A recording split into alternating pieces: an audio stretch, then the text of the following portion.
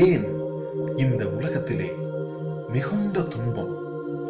ஏன் இந்த உலகத்திலே மிகுந்த வருத்தம், துஷ்பிரயோகம், ஆழ்கடத்தல், போர், அடிமைத்தல், தங்கள் அதிகாரத்திற்காக மட்டுமே அக்கறை காட்டுகிற வன்முறைகள் நிறைந்த மனிதனால் உருவாக்கப்பட்ட பஞ்சம், ஆரோக்கியமின்மை, போதை, உடைக்கப்பட்ட குடும்பங்கள், வன்முறை, நிலநடுக்கங்கள், ஆழிப்பேர் அலைகள், இயற்கை பேர் அழிவுகள், துன்பங்கள், எல்லாவற்றிற்கும் மேலான மரணம்.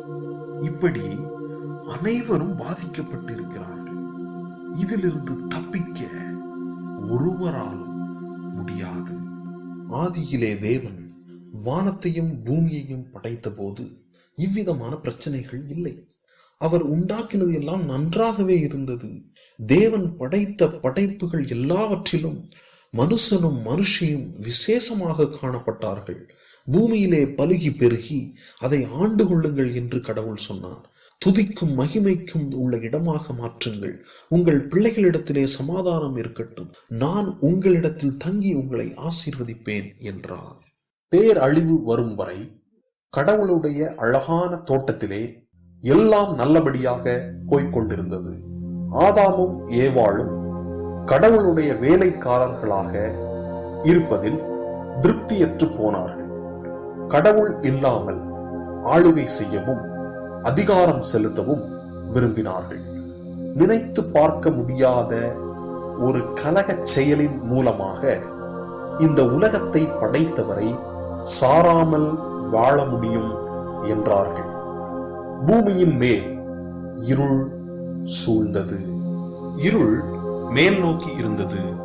சிருஷ்டிகருக்கு எதிராக கலகம் செய்த மனிதன் அவர் மேல் நம்பிக்கை வைக்கவோ அவரை அறிந்து கொள்ளவோ செய்யாமல் தன்னுடைய கற்பனையின்படி பேசவோ கேட்கவோ பார்க்கவோ முடியாததும் கொடூரமானதுமான மரத்தினாலும் கல்லினாலுமான தேவர்களை உண்டு பண்ண தொடங்கினார்கள். இருள் வெளிப்புறமாக இருந்தது. மனிதர்கள் மற்ற மனிதர்களை துஷ்பிரயோகம் செய்து தவிர்த்து அடிமைகளாக்கி கொன்றார்கள். தேசம் மற்ற தேசத்திற்கு விரோதமாக சென்றது. நீதியானது தூக்கி எறியப்பட்டது. பூமியிலே காணப்பட்ட துயரங்களை பார்த்து இதிலிருந்து மீளுவதற்கு ஏதேனும் நம்பிக்கை உண்டா என்று திகைப்படைந்தார்கள். இருள் கீழ் நோக்கி இருந்தது. பூமி மகிழ்ச்சியின் தோட்டமாக இல்லாமல் போனது. பூமி சபிக்கப்பட்டது. முட்களும் களைகளும் முளைத்தன. பூமியை நிதானிக்க முடியவில்லை. தண்ணீர் பஞ்சங்களும் உணவு பஞ்சங்களும் ஜல பிரளயங்களும் கொள்ளை நோய்களும் நில நடுக்கங்களும் பூமியின் மேல் வந்தன. பிள்ளை பெறப்போகிற ஸ்திரீயை போல இந்த பூமி வேதனைப்பட்டது. இருள் உள்நோக்கி இருந்தது.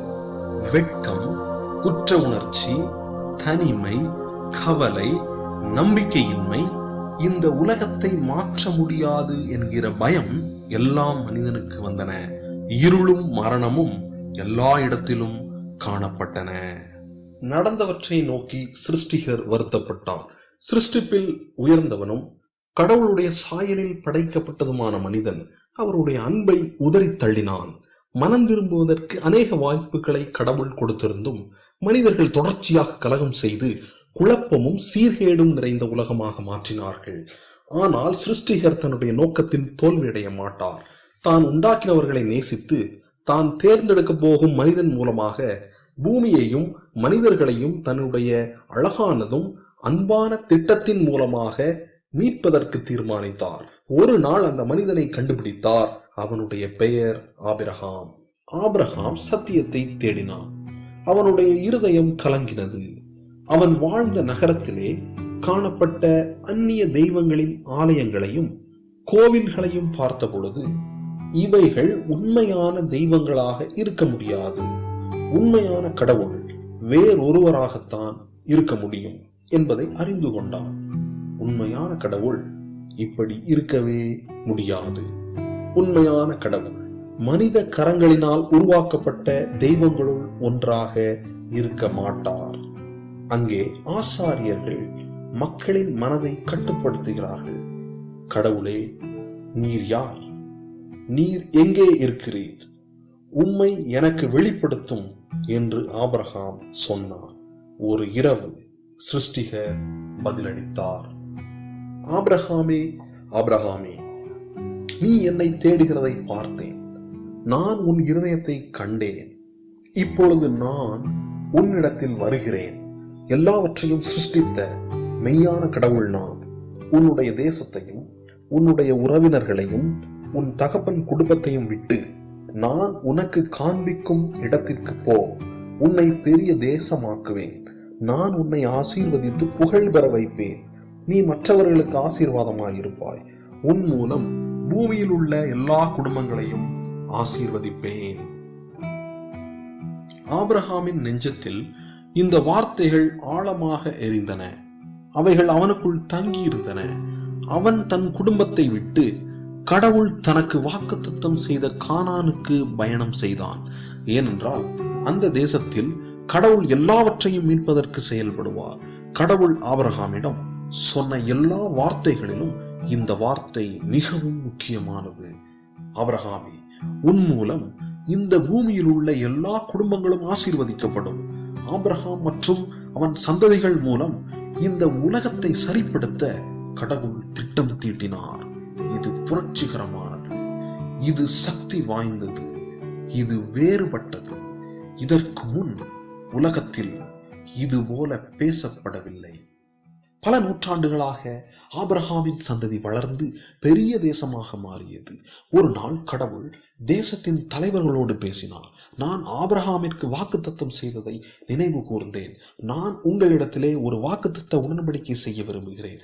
நான் உங்களை ஆசீர்வதிப்பேன். நீங்கள் இந்த பூமியில் உள்ள தேசங்களுக்கெல்லாம் ஆசீர்வாதமாக இருப்பீர்கள். அந்த தேசங்களை என்னிடம் மனம் திரும்ப வைத்து இந்த உலகை சீர்படுத்துவீர்கள். நூற்றுக்கணக்கான வருடங்கள் கடந்தன. கடவுள் தொடர்ச்சியாக தம் மக்களிடையே செயல்பட்டு கொண்டிருந்தார்.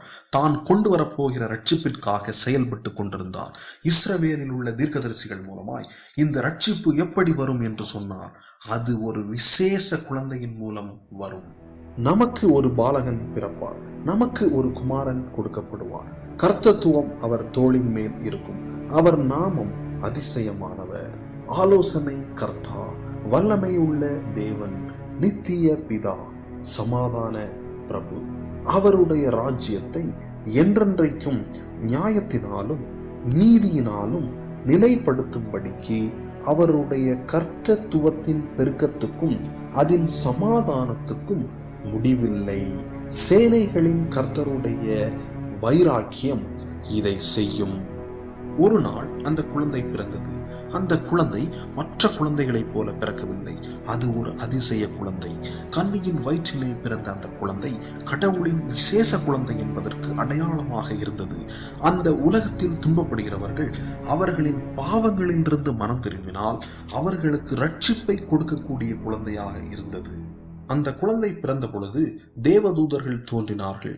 தூர தேசங்களில் இருந்து அந்த குழந்தையை தொழுது கொள்ள மக்கள் வந்தார்கள். அந்த குழந்தை வளர்ந்தவுடன் செய்ய போகிற அதிசய காரியங்களை குறித்து தீர்க்க தரிசனங்கள் உரைக்கப்பட்டன. அந்த குழந்தை உலகத்தின் இரட்சகர். அவர் பெயர் இயேசு. இயேசு 30 வயதான பொழுது தன் ஊழியத்தை துவங்கி இந்த உலகத்தை மீட்க வேண்டும் என்று அறிந்திருந்தார். பரலோக ராஜ்யம் சமீபமா இருக்கிறது என்று மக்களிடையே பிரசங்கம் செய்தார். இருளையும் இந்த உலக ராஜ்யங்களின் துயரத்தையும் இந்த உலகம் பார்த்திருக்கிறது. இது கடவுள் ராஜ்யம் பூமிக்கு வருகிற நேரம். மனித குலத்திற்கு ரட்சிப்பு வருகிற நேரம். அவர் வல்லமையுடன் பேசினார். அவர் அதிகாரத்துடன் பேசினார். அவர் இரக்கத்துடன் பேசினார். நோயாளிகளை குணப்படுத்தினார். குருடர்களுக்கு பார்வை கொடுத்தார். முடவர்களை நடக்கச் செய்தார். மரித்தவர்களை உயிர்ப்பித்தார். பிசாசு பிடித்தவர்களை சுகப்படுத்தினார். எல்லாவற்றுக்கும் மேலாக தான் பாவி என்று உணர்ந்து மனம் திரும்பி வந்தவர்களை மன்னித்தார். அவர்களுக்கு நம்பிக்கையை கொடுத்து புதிய துவக்கத்தை தந்தார். கடவுளின் ஒளி இருளை அகற்றிய பொழுது பூமியிலே சந்தோஷம் பெருகிற்று. கடவுள் தாம் ஆபிரகாமிற்கு கொடுத்த வாக்கு தத்தங்களில் உண்மையுள்ளவராக இருந்தார். ஆனால் எல்லாரும் சந்தோஷம் அடையவில்லை. அதிகாரமானது இன்னும் சீர்கெட்ட மக்களிடத்தில் தான் இருந்தது. பாவம் இந்த உலகத்திலே வந்த நாள் முதல் இதே நிலைமைதான். அதிகாரத்தில் இருந்தவர்களுக்கு இயேசு செய்தது பிடிக்கவே இல்லை. அவர்களுடைய ஆட்சிக்கு இயேசு அச்சுறுத்தலாக இருந்தார்.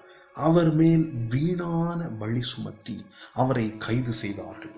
கடைசியாக அவரை சிலுவையிலே அறைந்தார்கள். அப்பொழுது இருள் வெற்றி பெற்று விட்டது போல இருந்தது. இந்த உலகத்தில் வந்த ஒளியை இருள் முறியடித்து விட்டது போல இருந்தது. ஆனால் 3 நாளைக்கு பிறகு ஒரு மிகச் சிறப்பான ஒரு காரியம் நடந்தது. இயேசுவின் உடலில் எண்ணெய் பூச ஸ்திரீகள் கல்லறைக்கு சென்றார்கள். அவர்கள் சென்று பார்த்த பொழுது இயேசு கல்லறையில் இல்லை. தேவதூதர்கள் தோன்றி ஒரு சிறந்த செய்தியை சொன்னார்கள். மரித்த இயேசு உயிர்த்தெழுந்தார். அவர் உயிர்த்தெழுந்து சாவாமை உள்ள சரீரத்தை எடுத்துக்கொண்டார். இயேசு இருளினால் முறியடிக்கப்படவில்லை, மாறாக அவர் இருளை முறியடித்தார். சிலுவை மரணம் அவரின் தோல்வி கிடையாது. இந்த உலகத்தின் பாவங்களுக்காக சிலுவையிலே பரிகாரத்தை செலுத்தியதால் சிலுவை மரணம் ஒரு வெற்றி. தன் உயிர் தெழுதலின் மூலமாக கடவுளின் புதிய சிருஷ்டிப்பை துவக்கி வைத்து கடவுள் ஆபிரகாமிற்கு வாக்குத்தத்தம் செய்ததை நிறைவேற்றினார். இயேசு தன்னை பின்பற்றினவர்களை அழைத்து தன் கை கால்களில் உள்ள தழும்புகளை காட்டினார். தனக்கு சிலுவையிலே நிகழ்ந்த அநீதியை கடவுள் இந்த உலகத்தின் ரட்சிப்பிற்காக மாற்றினார் என்றார். இயேசு சிலுவையில் மரித்ததன் மூலமாக இந்த உலகத்தின் பாவத்திற்கென அபராதத்தை செலுத்தினார். மனிதன் பாவத்தின் காரணமாக கடவுள் முன்பு குற்றமுள்ளவனாகவும் ஆக்கினைக்கு உட்பட்டவனாகவும் இருந்தான். ஆனால் இயேசு எல்லா மனிதரின் தண்டனையையும் தான் அனுபவித்தார். மனிதன் பாவ மன்னிப்பு பெற்று தன்னை படைத்தவரிடம் திரும்ப முடியும். இயேசு பாவங்களுக்காக பலியானதால் மிருகங்களுடைய பலி இனிமேல் அவசியம் கிடையாது. இயேசு மரணத்திலிருந்து உயிர்த்தெழுந்த காரணத்தால் சாவை குறித்து அஞ்சுவது அவசியமற்றது. நோயாளிகளை குணமாக்கி பாவிகளை மன்னித்தவர் எல்லா எதிரிகளையும் வென்று உலகின் மெய்யான கர்த்தராக கல்லறையிலிருந்து வெளிவந்தார். பின் தன் சீசர்களை நோக்கி, நான் உங்களை உலகத்திலே ஊழிய வேலைக்காக அனுப்பப் போகிறேன் என்றார். இயேசுவை பற்றியும் அவர் என்ன செய்தார் என்பதை உலகிற்கு சொல்வதும் தான் அவர்களின் ஊழியம். இயேசுவின் மூலம் அவர்களின் பாவம் மன்னிக்கப்பட முடியும் என்றும் நித்திய ஜீவன் அவரிடம் இருக்கிறது என்றும் பாவத்தின் மூலம் இழந்த எல்லாவற்றையும் மீட்க முடியும் என்றும் சொல்வதுதான் அந்த ஊழியம். இயேசுவின் மூலம் மெய்யான கடவுளை மனிதர்கள் கண்டு கடவுளுக்கும் மனிதனுக்கும் இடையிலான இருள் நீக்கப்பட முடியும். இயேசு தன் சீசர்களுக்கு போதித்த அன்பினால் மனிதனுக்கும் இடையிலான இருள் அகற்றப்பட முடியும். இயேசுவின் ஆவி மனிதனை பரிசுத்தமாக்கி குணமாக்கி புதிதாக்குகிறதாலே மனிதனுக்குள் இருக்கிற இருள் அகற்றப்பட முடியும். இயேசு ஒரு நாள் அழகான அமைதியான மகிழ்ச்சியான பூமியை உருவாக்க வருவதால் இந்த உலகத்தின் மேலுள்ள சாபம் அகற்றப்படும். இயேசு இந்த ஊழியத்தை சீசர்களுக்கு கொடுத்த பிறகு பரலோகத்திற்கு சென்று பரலோகத்திற்கும் பூமிக்கும் கர்த்தரானார். மனிதன் பாவத்தினால் இழந்த எல்லாவற்றையும் இயேசுவின் மூலமாக மீட்க முடியும் என்ற சந்தோஷமான செய்தியை பரப்புவதற்கு மெய்யான கர்த்தராய் இருக்கிற இயேசு தன் சீசர்களை வல்லமையாக வழிநடத்துகிறார். கடவுள் ஆபிரகாமிற்கு கொடுத்த வாக்கு தத்தத்தில் உண்மை உள்ளவராய் இருந்தார். தாம் சொன்னது போல ஆபிரகாமின் சந்ததியான நசரேயனாகிய இயேசு மூலம் இந்த உலகத்தை ஆசீர்வதித்தார். இந்த நம்பிக்கையும் மகிழ்ச்சியும் ஜீவனும் மிகுந்த செய்தியை அநேகர் ஏற்றுக்கொண்டு மற்றவர்களுக்கும் பரப்புகிறார்கள்.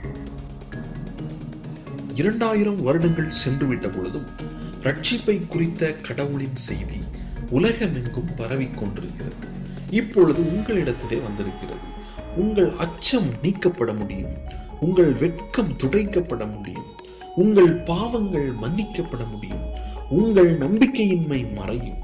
பரிபூரணரும், நம் பாவங்களுக்கு பலியும், மரணத்தை ஜெயித்தவரும், பரலோகத்திற்கும் பூலோகத்திற்கும் கர்த்தராக இருக்கக்கூடிய நசரேனாகிய இயேசுவின் நாமத்தினால் உங்கள் பிரச்சனைகள் நீக்கப்பட முடியும். இன்று அவரை உங்கள் கர்த்தராக ஏற்பீர்களா? அவரை தொழுது கொண்டு கர்த்தர் என்று அறிக்கையிடுங்கள். இந்த மகிழ்ச்சியான செய்தியை மற்றவர்களுக்கு கூறுங்கள்.